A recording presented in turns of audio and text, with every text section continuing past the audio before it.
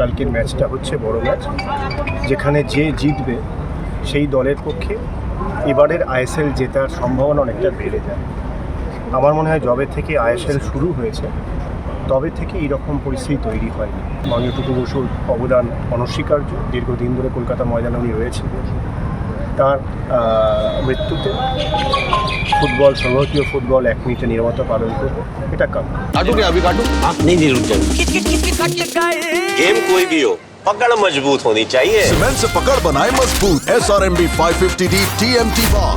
আজকে আসলেন, কালকে কার্যত ডিসাইডেড ম্যাচ, কি ম্যাচ মাঠ দেখতে পাবো ওভারঅল, কারণ মেসি ইভেন্টের পর প্রথম ডার্বি হচ্ছে।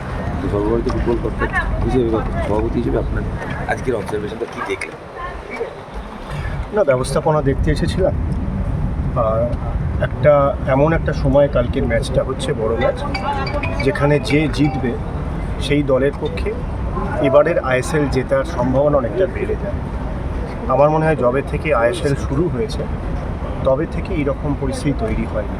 আমরা 2014 থেকে আইএসএল দেখছি, কিন্তু প্রথমবার এই বছর যেটা হচ্ছে যে এমন একটা বড় ম্যাচ, যে বড় ম্যাচটা লিগটা জেতা হারার ক্ষেত্রেও একটা নির্ণায়ক ভূমিকা পালন করছে।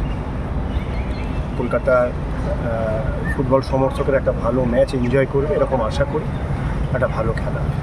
অতিথি হিসেবে ক্রীড়ামন্ত্রী বা মুখ্যমন্ত্রী তাদেরকে এএফএ তাদেরকে আমন্ত্রণ জানায়। এএফএ দুজনকেই আমন্ত্রণ জানিয়েছে।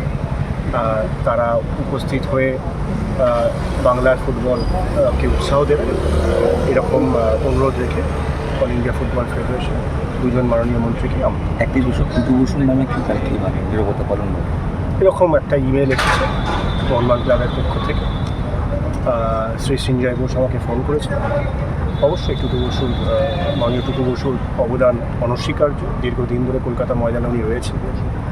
তার মৃত্যুতে ফুটবল, সর্বভারতীয় ফুটবল 1 মিনিটে নীরবতা পালন করবে, এটা কাম্য। মোহন সিংও আছেন, তিনিও সম্প্রতি মারা গেছেন। আমরা প্রতি বছরই AGM এর আগে যারা মারা গেছেন তারা করি ইন্টারেস্ট নিয়ে extra time.